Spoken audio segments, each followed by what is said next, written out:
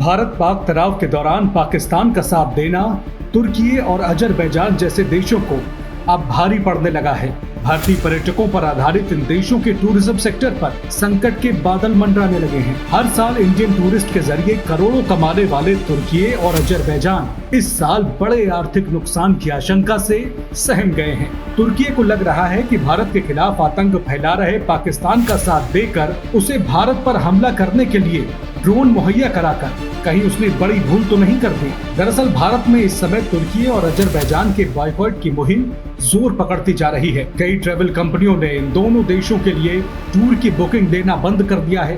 तुर्की और अजरबैजान जाने वाले भारतीय पर्यटक बड़े पैमाने पर अपनी बुकिंग कैंसिल करवा रहे हैं। उधर तुर्की से आयात होने वाले सामानों का बहिष्कार भी शुरू हो गया है। दरअसल सोशल मीडिया में लोग पाकिस्तान का साथ देने के लिए तुर्की और अजरबैजान पर जमकर निशाना साध रहे हैं। साथ ही भारतीय पर्यटकों से इन दोनों देशों में न जाने की अपील भी कर रहे हैं। इतना ही नहीं, कैट यानी confederation of all India trader भी इनके विरोध में उतर आया है। कैट ने देश भर के व्यापारी वर्ग और जनता से इन देशों की यात्रा न करने का आग्रह किया है। बॉयकॉट मुहिम का असर दिखना शुरू हो गया है। बड़े पैमाने पर लोगों ने तुर्की और अजरबैजान की अपनी बुकिंग कैंसिल करनी शुरू कर दी है। अगर ये सिलसिला आगे बढ़ता है तो जाहिर है कि तुर्की और अजरबैजान को बड़ा आर्थिक नुकसान उठाना पड़ सकता है। दरअसल हर साल काफी संख्या में भारतीय पर्यटक इन देशों में घूमने जाते हैं। आंकड़ों के मुताबिक पिछले साल लगभग 3.5 लाख भारतीय पर्यटकों ने तुर्की की यात्रा की थी।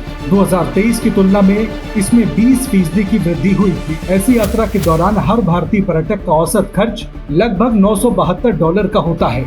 इस लिहाज से देखें तो अकेले भारतीय पर्यटकों द्वारा तुर्की को हर साल तकरीबन $291.6 मिलियन की कमाई होती है। अगर बॉयकॉट तुर्की मुहिम तेज हुई तो तुर्की को बड़ा झटका लगना तय है। उधर अजरबैजान की बात करें तो पिछले साल लगभग 2.5 लाख पर्यटकों ने अजरबैजान की यात्रा की थी। प्रति भारतीय पर्यटक औसत खर्च लगभग $1276 का होता है। इस लिहाज से भारतीय पर्यटकों से अजरबैजान को पिछले साल लगभग $308.6 मिलियन की कमाई हुई थी। ऐसे में ये समझना मुश्किल नहीं है कि भारतीय पर्यटकों द्वारा अजरबैजान का बहिष्कार किए जाने से उसे कितनी बड़ी आर्थिक चोट पहुंच सकती है। बहिष्कार की ये मुहिम सिर्फ पर्यटन क्षेत्र तक ही सीमित नहीं है, बल्कि इन दोनों देशों से आयात होने वाले सामानों पर भी प्रतिबंध लगाने की मांग हो रही है। खरीदारों के विरोध करने पर अब व्यापारी भी तुर्की से आयात होने वाले सामान को बेचने से परहेज कर रहे हैं। साहिबाबाद फल मंडी के फल व्यापारियों ने तुर्की से सेब और अन्य उत्पादों के आयात का बहिष्कार करने का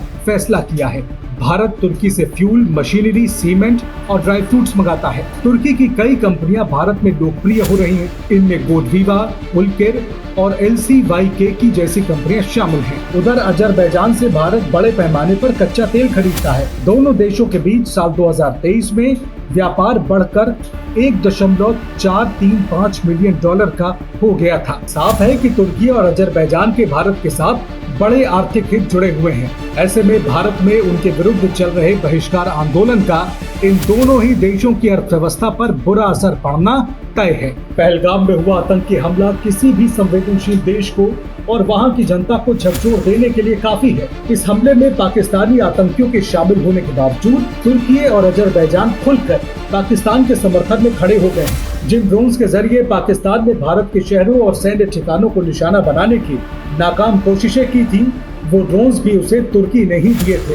ये वही तुर्की है जहां भूकंप के बाद मची तबाही में मदद करने वालों में भारत सबसे पहले था। किसी भी देश का समर्थन करना कोई गलत बात नहीं है, लेकिन जिस पाकिस्तान के हाथ बेगुनाह भारतीयों के खून से सने हों, उसी पाकिस्तान से दोस्ती का हाथ मिलाने वाले तुर्की और अजरबैजान अब स्वाभाविक ही भारतीयों के निशाने पर आ गए हैं।